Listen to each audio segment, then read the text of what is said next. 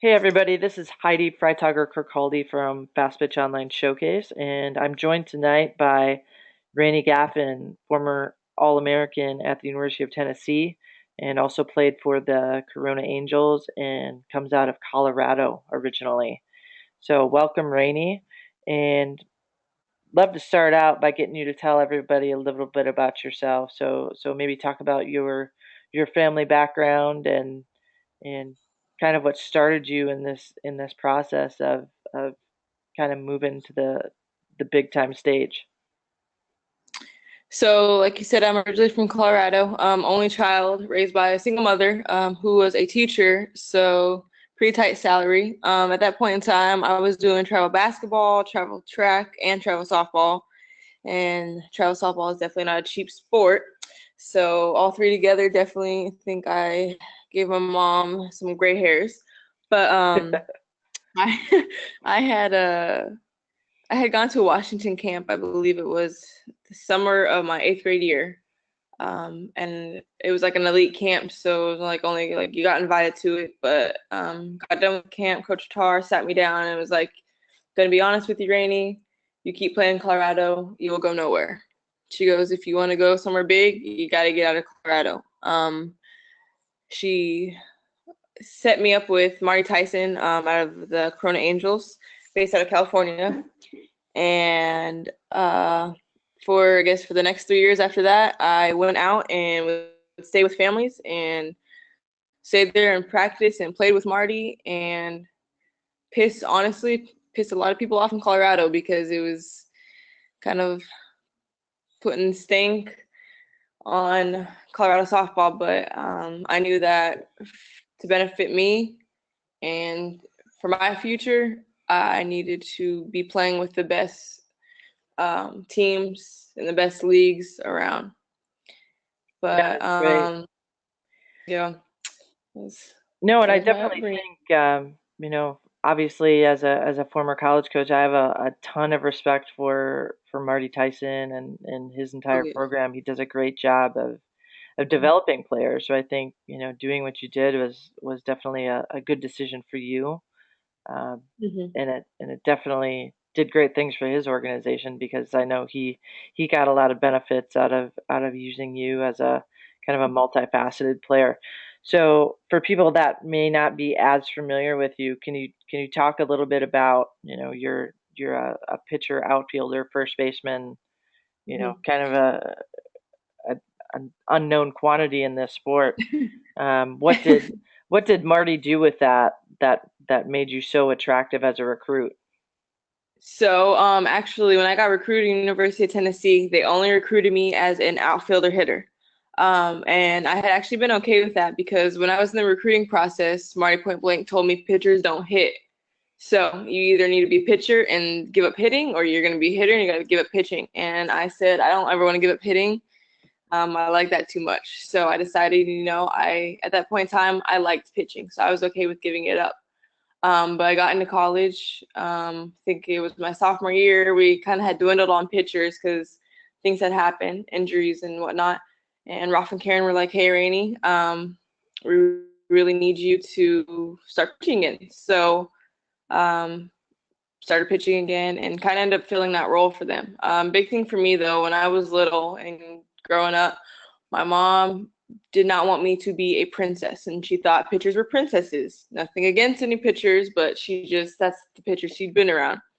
So she made sure that I could do everything. Outfield, she wanted me to be a shortstop, but that didn't work out. But she tried. But shortstop, outfield, worked on speed. I hit left-handed, so I would slap. But she made sure that I was going to be an all-around good player. And I mean, I'm really, really grateful for that because I really did enjoy getting to be that kind of utility player because wherever anybody needed me, you could throw me there and I would give you my all. And I think it just kind of, in the long run, benefited me in college that I was able to do that. So I wasn't just a dignified, I could only do this. I think it made it easier to put myself in the lineup because I was able to have all couple facets of the game.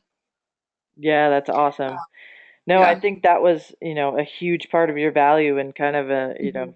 once they got you, kind of this unexpected benefit. And obviously, they probably had an idea that in high school you had won multiple state championships and done really well Mhm. as a drop ball pitcher. And I've heard the stories of, when you first got out there and you were rolling against, your teammates of Lauren Gibson and that Yeah. crew, and they struggled to hit you. And, Yeah. Ralph and Karen were, I think they were pleasantly surprised that you were doing as well as you were, having not thrown for quite some Hmm. time. So that was great. So turning this back around to travel coaches, a lot of times people ask us as recruiting educators and people that want to kind of consult with their team, how important are those travel coaches in your recruiting process? How important was Marty Tyson in your recruiting process? I think he was probably the key to every single door because he had the connections. When coaches came to watch the big tournaments, they knew that Marty Tyson was going to put out players that could play in college, that could um, really help a team to a championship. And that's what a college coach's goal is. They want to win that big championship. And they knew that Marty Tyson's players, that's what you're going to get out of them. So I knew, no doubt for me, that when we'd be playing a game, we'd have at least 10 coaches there watching girls. Um, and just Marty's connections are huge. Like you can talk to almost every single college coach and they know Marty.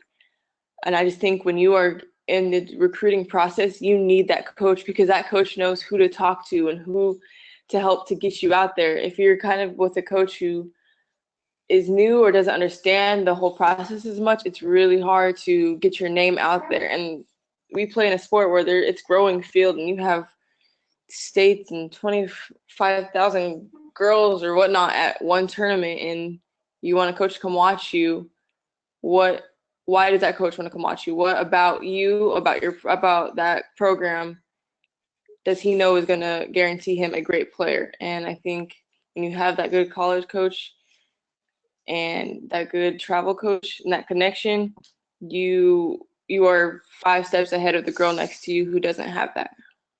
Yep, exactly. And I think one of the things we as college coaches enjoy about Marty is that he's such a great developmental coach. He's Oh, not a guy that, absolutely. goes out and seeks talent and collects it and doesn't make Mm-mm. it any better. Can you talk a little bit about your growth that you experienced under Marty? Um, Marty, basically, I got out to Cali and I almost felt like I was 10 years old again learning softball because he is one of those coaches who does focus on the little things. But I can tell you this, that when I got through that one summer, my self-confidence had skyrocketed. I played with a whole different swag, persona. Everything about me was just, it felt more solidified. And I knew it had a lot to do with Marty because there'd be practices where you would think it's some tiny thing, but in all of reality, it was that tiny thing that made the whole bigger picture what it was. But he just, I wish I could have, there aren't words to describe how I went from my freshman year of high school to my sophomore year of high school playing or just in travel ball. It was a whole different Rainey. It was, he really built that whole person in me that I knew that I knew I could play in college. And I think his skills are something that when you get to college, it makes it almost easier for you because you understand the game in so much depth that if something goes wrong, you're able to fix it yourself. You can always call on him to help, but like if your hitting is not what it was or you're in a slump or whatnot, you have the breakdown to know, hey, this is what I'm doing, and this is what I need to fix. And I think that really helped me a lot because I understood the game in a whole different sense of it being more than just, I guess, the ball hits a bat. It was I understood the game and I think that really helped me progress even in college. That's great. No, and I've always kind of heard that about his program, and he's just such a good guy as in terms of the development piece, but then also connecting you to your college that you want to go to. And he's a Mhm. guy that would, kind of give us a great profile of, this is why a particular player might fit in your program. And he Yep. understood, from our point of view, what we were looking for in a player Mhm. and what we needed for our programs, and depending on, when you move from one school to another, he would really take the time to learn, what that school needed. And I think that's Yep. important in travel coaches is having them really understand, what those programs are looking for, not just what their kids are looking for, but then what the programs, especially, locally and regionally, are looking for, because that's where probably the majority of their kids are going to go. Now, in Mhm. terms of you, um, what other schools were you looking at in your recruiting process, and what were some of those factors that you were looking for when you went out to a school? What were the, your top things on your list that you were looking for in a school and in a softball program that made you want to go to, eventually the University of Tennessee, but what made you decide on that school? So, answer your first question. The schools I was looking at, I had been looking at Washington, Nebraska, Oklahoma, Georgia, Oregon. I think those are like the last couple. And then my last two ended up being Washington and Tennessee. When I was looking at schools in general, a big thing for me is majors. And remember, Marty used to preach this to me all the time.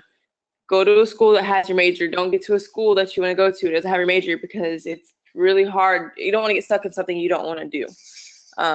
It's awesome to get that piece of paper and get that degree, but get it something that you would enjoy and you want to do. That was a big one for me. And then next one, I think I wish I would have looked at this more when I was looking at schools, was location. I knew when I was getting recruited, I didn't want to go super south. It was too far away from home. I remember to Tennessee, and I remember my mom looking at me and going, "Have you seen a map lately? Do you know where Tennessee is?" And I was like, "Okay, yeah, you're right. I definitely didn't pay attention to that one." And Knoxville is a little challenging to fly into, so I think I would pay attention to that if that is something that you really is big on you. If families coming in a lot, do they have a good airport to fly into that has easy access? Is it in a good area that you want to be in? Big thing for me though, why I love Tennessee and it solidified why I wanted to go there was I love the way it supported women's sports, and you did not see that. All other schools I went to, I never actually got to see that again. They had their own athletic department. We had our own athletic director. Um, we were the Lady Vols, and then you had the Vols, but not that it separated us. But my thing is, it made women feel important, and I really like that because when you go to a lot of schools, football is a moneymaker, and we know that. But sometimes you get blindsided by the football that you forget about other sports, not just softball, but other sports. And I think that Tennessee really supported that women are just as important in their sports, and I really like that. It made me feel like you have a say, and just it gave you that like super pump up feeling. Another thing I liked about Tennessee and kind of the South in general is they love their sports. I remember I went to a Tuesday game. I think it was my unofficial. They had like 1,000 people at a Tuesday game. Like, when do you ever see 1,000 people at a softball game? I remember sitting there going, "Mom, this is amazing. Like, they love it here." And I remember I wanted to be able to play in a crowd like that. That was huge. That was super cool. I still remember that feeling looking up at the stands and playing Alabama and it being a sold out stadium. That feeling is exhilarating, and there's nothing like it. But I think when you make your final decision on colleges, it's really important that you look at where you're at. Do they have your major? Are you comfortable there? Do you like the coaches? Do they have the same morals and values as you? The teammates or the players that they have on now, do you get a good feeling from them? Does it feel like they're enjoying it? Do they seem like the kind of people you would want to be around? Um, I think there's those are really important things that you need to pay attention to. I know people have their dream schools, but sometimes it's stuff is hidden and you don't really see the underneath. So I think it's really important that when you go there, pay attention to those things. Don't get so distracted by, oh, this is everything about the school. Does it really have what you would value about having this as your school that you graduate from? That's awesome. So, yeah, and you kind of had the opportunity. So you got to play for Ralph and Karen Weekly, and then Marty McDaniel as well. Can you kind of sum up what they were looking for, like, and you kind of got to see it over your career. What were they looking for? Because everybody always asks us, hey, what are college coaches looking for when they're, whether they're out recruiting or they're at camps? What do you think it was that they were looking for in their athletes? I know definitely that competitive spirit and the hustle. Um, they do. I mean, they like it when you can just see a player play and they give their all and they're diving on the field. They're hustling. I know one thing they used to love is you would leave a practice or a game and they would look at this girl and this girl is covered head to toe in dirt. That's somebody they paid attention to. This girl is giving out 110% because she loves this game and wants to play that hard. I know that is one thing that they absolutely loved. Never giving, never giving your half effort. That's just them. It's just a waste. Always giving 110%. I know they love to the softball smarts. When I say softball smarts, it's knowing like in this situation, what are you gonna do? I think it gets taken for granted sometimes. That people don't get taught that. But I know they love the softball smarts because softball smarts is something really hard to teach in college because you get faced with a lot of um, situations where if you're not taught it, it's a whole new thing to you, and it's basically like learning from the start. But I tell you, if you're doing a camp or you go to one of their camps, ask questions. Go up to them, be like, "Hey, is there something else I can do that can be better?" They want to know that you are really interested in what they have to offer. Um, don't Exactly. ever be the person who walks more. Yeah, Yeah, no, I they think that's a hustle. great point, about camps. Talk a little bit when you went to the University of Washington camp, for example, that you say, Coach Tar said you kind of stuck out to her. What did you do going into those camps to kind of prepare yourself for that moment and kind of almost showcase yourself without it necessarily being a showcasing moment? I remember like always being nervous because it was something. It's bigger than what I was used to. But I remember making sure that I was going to be someone who sprinted everywhere. I asked questions. I made eye contact with the coaches. Eye contact is huge. Um, I went above and beyond. If they asked you to go do something, man, I was the first one. Had my hand raised. I'll go do it, coach. I got you. Um, that's how you're gonna grab their attention by doing the little things. I think I went to a couple. I went to Oklahoma, Nebraska, and Washington's camp. I remember that's what I really focused on was I wanted to get their attention. So little things that you might take for granted, I made sure that those were the big things that I hustled everywhere. That's what grabs the coach's attention because just from working camps or helping out at the Tennessee camps, when somebody walks somewhere, automatically in my mind, I kind of deem them as is that lazy or they just not want to be here? And if you have like a player who's working in camp and they see that, probably they're most likely going to tell the coach that they saw that. So never ever walk on the field, run everywhere. Act like you want to be there. Be there in whole body and energy, talking, um, smiling, stuff like that. So, in terms of your career, and you were successful in just about every level that you played at. What were some of your favorite moments throughout your career? I mean, obviously we've got a couple of examples that you You obviously went to the World Series a little bit Yeah. and became an All-American and in probably a position you didn't really expect to. What were some of your overall things that, you know, we see the achievements? What were your favorite moments in your career? For definitely for sure my freshman year when we took unfortunately we took second in the Women's College World Series, but I mean just as your freshman year making it to that stage, I was 10 years old. I was 16 years old. I remember watching that on TV and being like, man, I want to go there. But being on that stage, I think that was something I will remember for the rest of my life. Playing in front of 9,000 people like that, that's one of those highlights you will never get again. That was probably number one. I'd say number two was my junior year. We played FSU the um, for semi-regionals to make it to the World Series again. Just because a big part of that year was our team. We were really scrappy.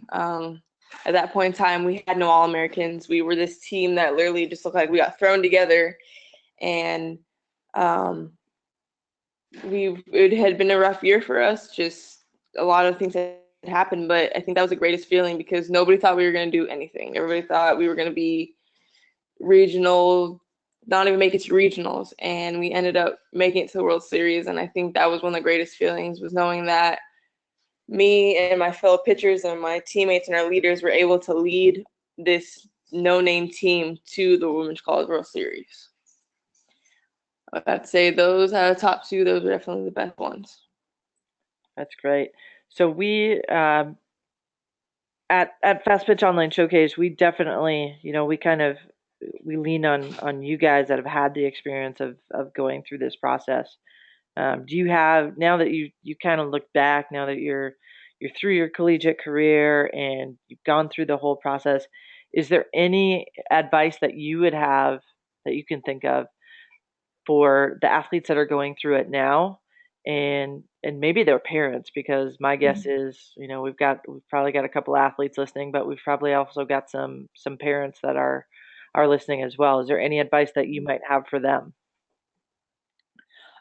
So I'd recommend, I mean, it might be past the point, but if you can, I would make a list of the top 25 schools you want to go to. My mom had me do top 50, but make a list of top 25 schools you want to go to. Coach's name, address, email address, the works, and write up a letter in your video and send it out to those schools. It doesn't even like top 25 doesn't have to even be a school you're super interested in, but get it out there so that they know your name. Your name is out there. I think that was probably the most, at that point in time, my freshman year was the most frustrating thing I'd ever had to do. I was so annoyed with my mom for making me do that, but I'm so happy she made me do that because I think it really helped me get seen by coaches because I was really putting myself out there.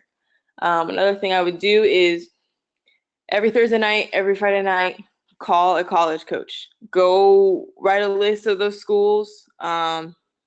And call that coach. Most of the time, they're not going to answer. So for those people who get nervous about talking to college coaches, sometimes or most likely they won't answer the unknown number, but just call them. Be like, hey, how you doing? I'm interested in your program. Tell them a little about yourself. And if you're playing in a tournament that weekend, be like, hey, I'm here this weekend. If you guys are going to be here, I'd really appreciate if you come to my games. That's just another way of really making sure that you're getting yourself out there. And then, hey, they write your name down, come and watch you. You have an awesome game. Boom, you're on the radar. Um, I would also say this one's a little more on the expensive side, but I think it's really beneficial for you. I would pick 1 to 3 camps of colleges that you definitely want to go to. Um, and go to those camps. They do get a little expensive, but I know from University of Tennessee experience, that's a lot. That is a lot of times is where Ralph and Karen would be looking at girls for the next couple years. They see her, ooh, I'm keep my eye on her, watch her in the summer and stuff like that. But so like for instance, I went to the University of Washington camp, Oklahoma camp. I think those were the 2 camps because at that point in time, that's what I was really interested in. And I mean, overall, the coach Tar set me up with somebody. So I think I've learned a lot about life in general is all about who you know. So use those connections, make those connections, because maybe if that school doesn't have room for you, maybe they can talk to somebody else, and that other team or program has somebody for you.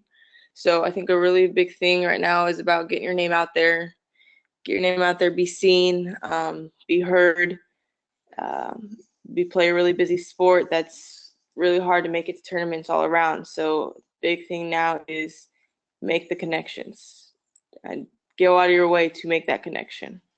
Yeah, I think those connections are so important, and as college coaches, more and more we're kind of reaching back to networks and saying, okay, who have you seen? Like I just had a text come through as we've been doing this webinar of somebody that's looking specifically for a certain type of player in the 2019 class. Hey, I need a slapper in the 2019 class. What have you seen?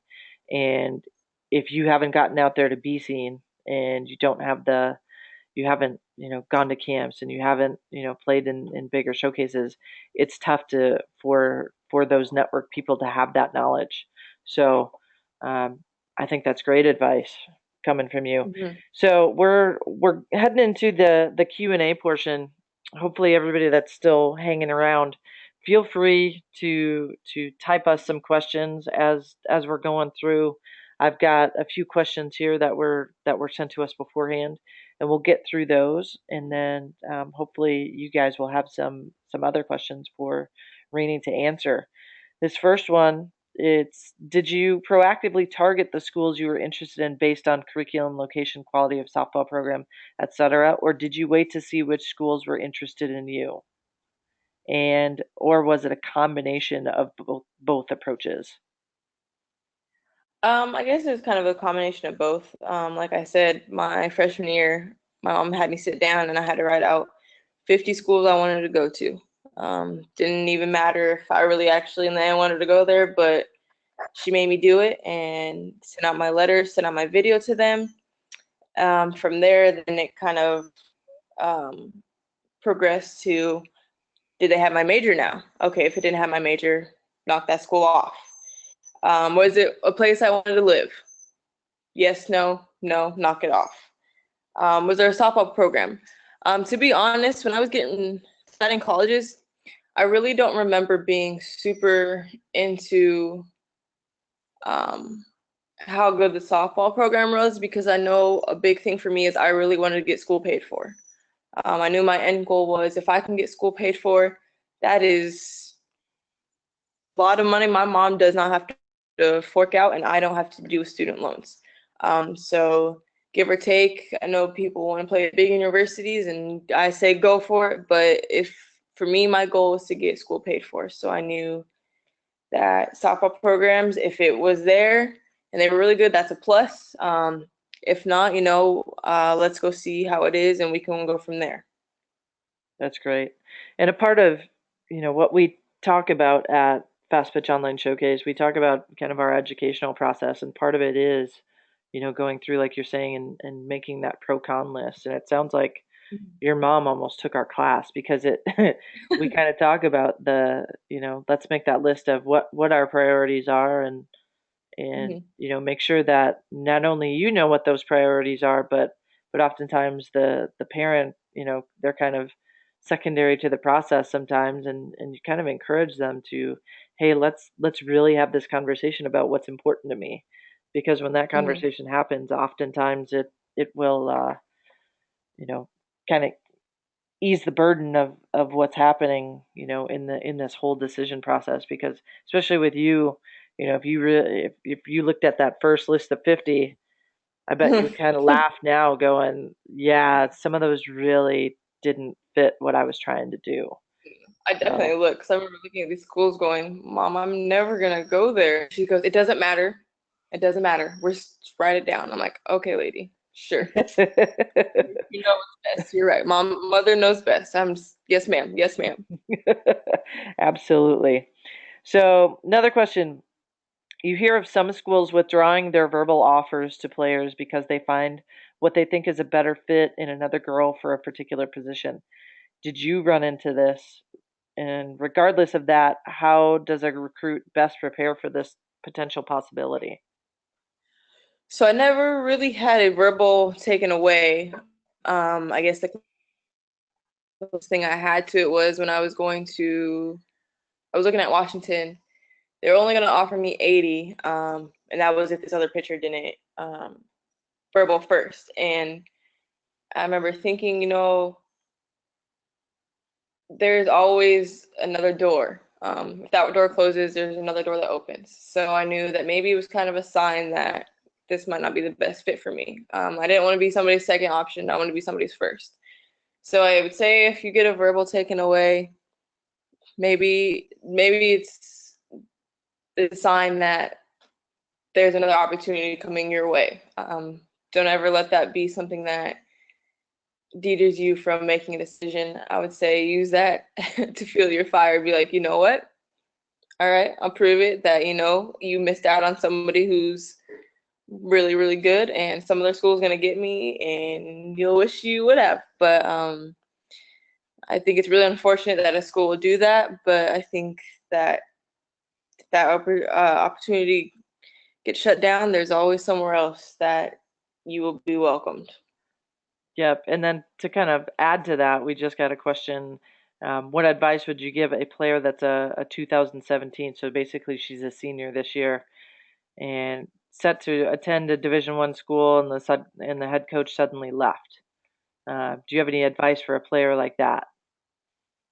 I know a lot of actually, I have quite a few friends who were verbal somewhere that coach ended up leaving, and they had actually followed that coach to go to the new school. In that situation, if that doesn't work for you, um, you are in a more difficult position, to be honest. But I would, I guess, get back on that horse and start contacting coaches again. At this point in time, your best bet might be to be a walk-on. And if you're willing to do that, I would say go for it. And then maybe within the next couple of years, or next year, see what opens up. But I would definitely say start contacting coaches again because maybe something has happened for them as well, in the sense that the spot has opened up, or they're looking for this person now because the role didn't get filled. So keep looking, keep going, doing showcases. See if that coach that left has any connections so that they can send you to somebody. I And I would think, I would definitely add to that. So some of the things that we've come across at FPOS is, you get situations like this where, especially with the early recruiting process now, and when, the coach leaves and somebody new comes in and they're kind of given the freedom to cut ties with different people. Um, One of the things that we definitely tell people is, okay, you got to understand that it's happening all the time. So if that happened this year, it's going to be happening in the spring and in the early summer next year. And I can tell you from my own experience, I was a kid that signed, actually, to a Division One school after I graduated from high school, and I did sign for a full scholarship because one became available because somebody had left the program. So there are opportunities out there. The hard part for you right now in this very minute, so you're talking November of your senior year, it's hard to be patient when everything around you is kind of going fast, and you've got friends, even non-athlete friends, that are starting to decide where they want to go, and they're getting into different schools. But um, like Rainey said, I think your patience and your diligence pays off because there are opportunities out there. You just have to kind of sit and lie in wait and see what happens. But we typically, if you're D1 caliber, we typically kind of tell kids to kind of follow the board, and you'll kind of see kids, even from this fall, that have left their program. So if you kind of start reaching out to coaches now and say, hey, I was, a little brevity helps. Hey, I was committed to X, Y, and Z school, and unfortunately that coach left, and now I'm kind of in a position where I'm needing to be re-recruited. A lot of times coaches will reach out to you and say, hey, maybe I can help you, or if I can't help you, I know somebody that's actually looking for your position. So the more information you get out there, whether it's through college coaches through travel people, it definitely helps the situation. Another question we have here: does the name of the travel team you play on matter? What do you think about that, Rainey? I definitely think it does. That was a lot of programs, but college coaches pay attention to the programs you play for because they know what kind of athletes or players they're going to get out of that program. So if they have had a bad experience with a coach and their players, most likely they're not going to go back to that team again and they'll just look elsewhere. Um, so I think who you play for impacts a lot of the recruiting process because they are going to go out of their way to look at that team. And overall, it's more beneficial for you. Absolutely. And I kind of worked my way up from a smaller travel team, and basically uh, kind of told people, hey, this is, I was a go-getter travel coach and said, hey, I need to figure out where you guys are looking for recruits, and I need you, to understand who you are as a school. And I think there's a lot of travel coaches that kind of neglect that process. They think college coaches are just going to kind of show up, and that's Hmm. not how it works.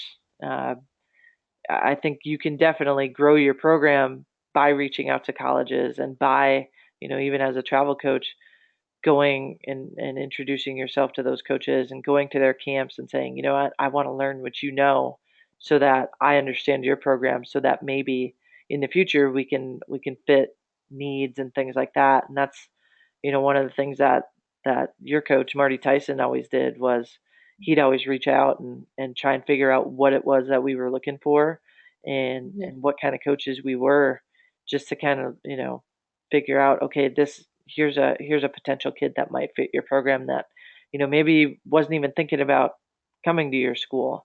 And that was always a great benefit with him. And I talk about him a lot with other travel coaches that we work with, Hmm. is, learning that and knowing what coaches are looking for is a huge advantage. Another question we have here: what is the right age or age group to begin showcasing? What do you think about that?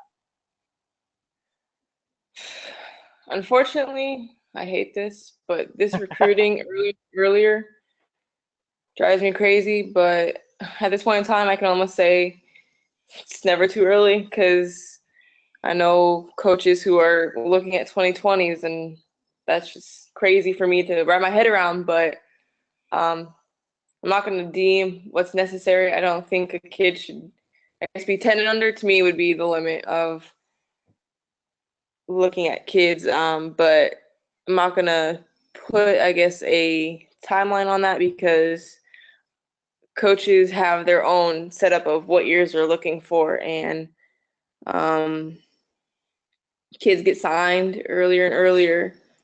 So it's one of those things that it's got to kind of be where you're at. But I guess I would have to say if I'm gonna have to put an age on it, 12 and under would be your best bet to start thinking of showcases. Usually by 14s is when it's serious. 16 same. By 18, usually they're done looking. Um, Heidi, what do you think? Yeah, and I definitely kind of think the same thing. I mean, I've definitely, as a former college coach, I definitely, saw a lot of kids that were out playing 12U ball, and typically those were the kids that were developing into the 14 U's and the 16 U's that we were typically recruiting from. Now that's at the Power Five Division One level. Um, but then you also can look at it backwards of, okay, maybe I'm late in this process. Maybe I'm now a junior in high school and we haven't done that yet.